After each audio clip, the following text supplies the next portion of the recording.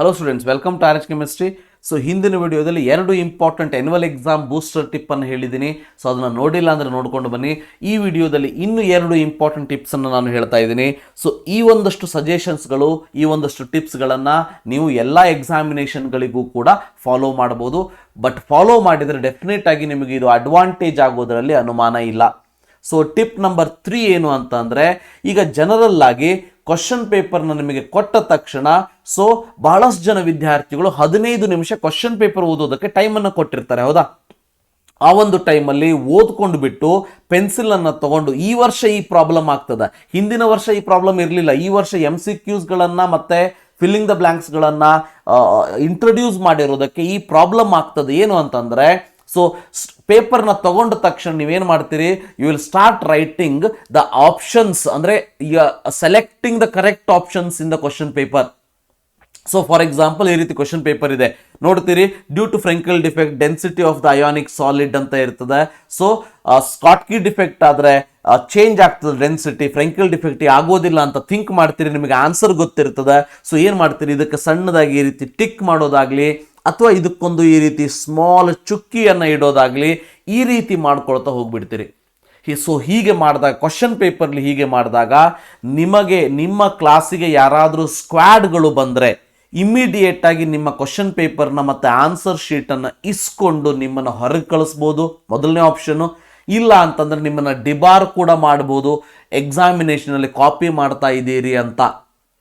So ಇವೆಲ್ಲ ಆಗಬಾರ್ದು ಅಂತಂದರೆ very important booster tip, don't write anything on the question paper. Question ಪೇಪರ್ದಲ್ಲಿ ಈ ರೀತಿ ಟಿಕ್ ಇಡೋದಾಗಲಿ ಮಾರ್ಕ್ ಮಾಡೋದಾಗಲಿ ಏನೂ ಬರಿಬೇಡಿ. ನಿಮ್ಮ ರೋಲ್ ನಂಬರ್ 1 ಬರೀರಿ, ಅದನ್ನು ಬಿಟ್ಟರೆ ಮತ್ತೆ ಏನನ್ನೂ ಕೂಡ ಬರೆಯೋದಕ್ಕೆ ಹೋಗಬೇಡಿ.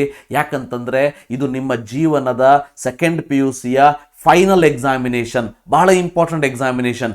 ಇದರಲ್ಲಿ ಏನಾದರೂ 10 ನಿಮಿಷ ನಿಮ್ಮ ಪೇಪರ್ನ ಇವ್ಯಾಲ್ಯುವೇಟರ್ ಆಗಿರ್ಬೋದು, ಇನ್ವಿಜಿಲೇಟರ್ ಆಗಿರ್ಬೋದು, ಸ್ಕ್ವಾಡ್ಗಳಾಗಿರ್ಬೋದು ಕಸ್ಕೊಂಡ್ರೂ ಕೂಡ ಲಾಸ್ ಆಗೋದು ನಿಮಗೇನೆ, ಅದು ನಿಮಗೂ ಕೂಡ ಗೊತ್ತಿದೆ. ಅದಕ್ಕೆ ಹೇಳ್ತಾ ಇದ್ದೀನಿ, so don't write anything on the question paper, don't mark any answer on the question paper. So filling the blanks ಅಲ್ಲೂ ಕೂಡ ಇಲ್ಲಿ ಮೇಲ್ಗಡೆ ಕ್ವಶನ್ ನಂಬರ್ 1 ಅಂದರೆ 16th ಕ್ವಶನಿಗೆ ಆನ್ಸರು, ಇದು 17th ಕ್ವಶನ್ ಆನ್ಸರು, ಇದು 18th ಕ್ವಶನ್ ಆನ್ಸರ್ ಅಂತ ಹೇಳಿ ಮಾರ್ಕ್ ಮಾಡಿಬಿಡ್ತೀರಿ. ಸೊ ಫಾರ್ಮುಲಾ ಬರೆಯೋದಾಗಲಿ ಅಥವಾ ಯಾವುದೋ ಒಂದು ಯೂನಿಟನ್ನು ಬರೆಯೋದಾಗಲಿ ಮಾಡ್ಕೊಳ್ತೀವಿ. ಅದನ್ನು ನೀವೇ ಥಿಂಕ್ ಮಾಡಿ ಬರೆದಿರ್ಬೋದು ಅಥವಾ ಅಕ್ಕಪಕ್ಕದಲ್ಲಿ ಕೇಳಿ ಬರೆದಿರ್ಬೋದು. ಸ್ಕ್ವಾಡ್ ಅಂತ ಬಂದವರು ಇದನ್ನು ಏನನ್ನೂ ಅನಾಲಿಸಿಸ್ ಮಾಡೋದಿಲ್ಲ. ಸೊ ಗೊತ್ತಿರಲಿ, ಅವರು ಬರ್ತಾರೆ, ಸೊ ನಿಮ್ಮ ಪೇಪರ್ನ ಇಸ್ಕೊಳ್ತಾರೆ, ಕಾಪಿಡ್ ಅಂತ ಮಾಡ್ತಾರೆ, ಪೇಪರ್ನ ಕೊಡದೇನೆ ಹೋಗ್ಬೋದು, ಪೇಪರ್ ಎಲ್ಲ ಇಸ್ಕೊಂಡು ಡಿಬಾರ್ ಅಂತ ನಿಮ್ಮನ್ನು 3 ವರ್ಷ ಎಕ್ಸಾಮಿನೇಷನ್ ಬರೀದೇ ಇರೋ ಹಾಗೆ ಮಾಡ್ಬೋದು. ಇವೆಲ್ಲ ಆಗುವಂಥ ಚಾನ್ಸಸ್ ಇರ್ತದೆ. ಅದಕ್ಕೆ ನನ್ನ 3rd ಇಂಪಾರ್ಟೆಂಟ್ ಟಿಪ್ ಅಂದರೆ, don't write anything on the question paper. Then 4th important tip ಏನು? 4th ಇಂಪಾರ್ಟೆಂಟ್ ಟಿಪ್ ಏನಂತಂದರೆ, always try to write extra questions in the paper.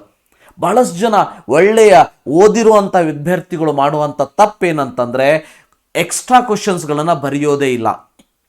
ಒಂದು, ಅವರು ಬರೆದಿರುವಂಥ ಆನ್ಸರ್ ಮೇಲೆ ಓವರ್ ಕಾನ್ಫಿಡೆನ್ಸ್ ಇರ್ತದೆ. ಎರಡನೇದು, ಇದರ ಬಗ್ಗೆ ಅವೇರ್ನೆಸ್ ಇರೋದಿಲ್ಲ. ಫಾರ್ ಎಕ್ಸಾಂಪಲ್, ಈಗ ಕೆಮಿಸ್ಟ್ರಿಯಲ್ಲಿ ಹೇಳ್ತೀನಿ, 2 ಮಾರ್ಕ್ ಸೆಕ್ಷನಲ್ಲಿ ಪಾರ್ಟ್ B ದಲ್ಲಿ, so you have to write 4 out of 8. ಈ 4 ಕ್ವಶನ್ಸನ್ನು ನೀವು ಬರೆದು ಬಿಡ್ತೀರಿ, ಹೌದಾ? 21st, 22, 23, 24 ಅಂತ ಬರೆದು ಬಿಡ್ತೀರಿ 4 ಕ್ವಶನ್. 2 ಮಾರ್ಕ್ಸ್ ಪಾರ್ಟ್ B ದಲ್ಲಿ 21 ಇಂದ 28 ಇದೆ.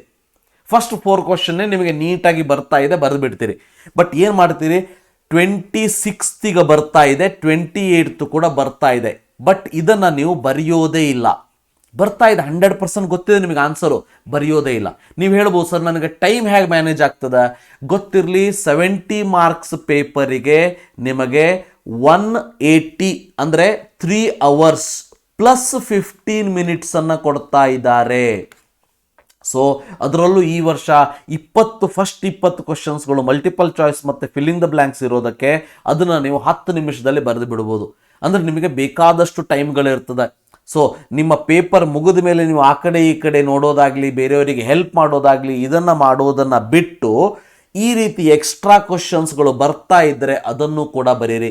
ಯಾಕಂದರೆ ರೂಲ್ ಏನು ಹೇಳ್ತದೆ ಫೈನಲಿ, ಈಗ ನೀವು 4 ಬರೀಬೇಕಿತ್ತು, 8ಕ್ಕೆ 8 ಬರೆದ್ರಿ, ಅದರಲ್ಲಿ ಹೈಯೆಸ್ಟ್ ಮಾರ್ಕ್ಸನ್ನು ಸ್ಕೋರ್ ಮಾಡಿರುವಂತಹ 4 ಕ್ವಶನ್ಗಳನ್ನು ನಾವು ಸೆಲೆಕ್ಟ್ ಮಾಡ್ತೀವಿ. ಏನಾಗ್ತದೆ ಮಿಸ್ಟೇಕ್ಸು? ಈಗ ನೋಡಿ, ಫಾರ್ ಎಕ್ಸಾಂಪಲ್ 22nd ಕ್ವಶನ್ನಲ್ಲಿ ಒಂದು ನ್ಯೂಮರಿಕಲನ್ನು ಕೇಳಿದ್ದಾರೆ. ಆ ನ್ಯೂಮರಿಕಲ್ಲಿಗೆ ಯೂನಿಟನ್ನು ರಾಂಗ್ ಬರೆದುಬಿಟ್ಟಿದ್ದೀರಿ. ಯೂನಿಟನ್ನು ರಾಂಗ್ ಬರೆದಾಗ ಸೊ ಈ ಕ್ವಶನ್ನಿಗೆ 2 ಮಾರ್ಕ್ಸ್ ಕ್ವಶನ್ನಿಗೆ ಒಂದೇ ಮಾರ್ಕ್ಸ್ ಬೀಳ್ತದೆ. ಸೊ 69ಗೆ ಬಂದು ನಿಂತು ಬಿಡ್ತದೆ ನಿಮ್ಮ ಮಾರ್ಕ್ಸ್. ನಮಗೆ 70 ಔಟ್ ಆಫ್ 70 ಕೊಡಬೇಕು, ಆಲ್ವೇಸ್ ಗೊತ್ತಿರಲಿ. ಯಾವುದೇ ಇವ್ಯಾಲ್ಯುಯೇಟರಿಗೆ 70 ಕೊಡಬೇಕು ಅಂದರೆ ಅದೊಂದು ಬಹಳ ಖುಷಿಯ ವಿಚಾರ. ಯಾವುದೇ ವಿದ್ಯಾರ್ಥಿಗೂ 70 ಮಾರ್ಕ್ಸನ್ನು ತಗೋಬೇಕು ಅಂದರೆ ಅದು ಒಂದು ಖುಷಿಯ ವಿಚಾರ. ಸೊ ಆ 70 ಕೊಡಬೇಕು ಅಂತ ಮನಸ್ಸಿದ್ರು ಕೂಡ ಕೊಡೋದಕ್ಕೆ ಚಾನ್ಸ್ ಆಗೋದಿಲ್ಲ. ಅದಕ್ಕೆ ಹೇಳ್ತಾ ಇದ್ದೀನಿ, ಇದು 1 ಮಾರ್ಕ್ಸ್ ಬರ್ತದೋ ಇಲ್ಲೋ ನಿಮಗೆ ಅಲ್ಲಿ ಆ ಸಮಯದಲ್ಲಿ ಗೊತ್ತಿರೋದಿಲ್ಲ. ಅದಕ್ಕೆ 26 ಏನಾದ್ರು ಬರೆದಿರ್ತೀರಿ, ಇದಕ್ಕೆ 2 ಮಾರ್ಕ್ಸ್ ಬರುವಂಥ ಚಾನ್ಸಸ್ ಇತ್ತು. ಆವಾಗ ನಾವು ಈ 3 ಸೆಲೆಕ್ಟ್ ಮಾಡ್ತೀವಿ, ಇದನ್ನು ಎಕ್ಸ್ಟ್ರಾ ಅಂತ ನಾವೇ ಬರೆದು ಅದಕ್ಕೆ ಮಾರ್ಕ್ಸನ್ನು ಕೊಡೋದಿಲ್ಲ. ಅಂದರೆ ನಿಮಗೆ 4ಕ್ಕೆ 8 ಮಾರ್ಕ್ಸ್ ಏನು ಬರಬೇಕಿತ್ತು ಅಂದರೆ 4 ಕ್ವಶನ್ನಿಗೆ ಅದು ಕಂಪ್ಲೀಟಾಗಿ ಬಂದುಬಿಡ್ತದೆ. ಒಂದೊಮ್ಮೆ ಇವು 4 ಕ್ವಶನ್ ಆ ವಿದ್ಯಾರ್ಥಿ ಬರೆದಿದ್ರೆ ಇದರಲ್ಲಿ ಒಂದು ರಾಂಗ್ ಆಗಿ 1 ಮಾರ್ಕ್ಸ್ ಅಷ್ಟೇ ಬರೋದಿತ್ತಿದ್ರೆ ಅವನಿಗೆ 7 ಮಾರ್ಕ್ಸ್ ಅಷ್ಟೇ ಬರ್ತಿತ್ತು, 8 ಮಾರ್ಕ್ಸ್ ಬರ್ತಿರಲಿಲ್ಲ. ಆ ಕಾರಣದಿಂದ ಅವನ ಔಟ್ ಆಫ್ ಔಟ್ ಪೇಪರ್ 69ಗೆ ಬಂದು ನಿಂತ್ಕೊಳ್ಳುವಂಥ ಚಾನ್ಸಸ್ ಇರ್ತಿತ್ತು. ಅದಕ್ಕೆ always try to write extra questions if you know the answer of that, right? So ಇದು 4ನೇ ಟಿಪ್. ಮುಂದಿನ ವಿಡಿಯೋದಲ್ಲಿ ಇನ್ನೊಂದೆರಡು ಟಿಪ್ಸ್ಗಳ ಜೊತೆ ಮತ್ತೆ ಭೇಟಿ ಹೋಗೋಣ. Thank you. Have a nice day.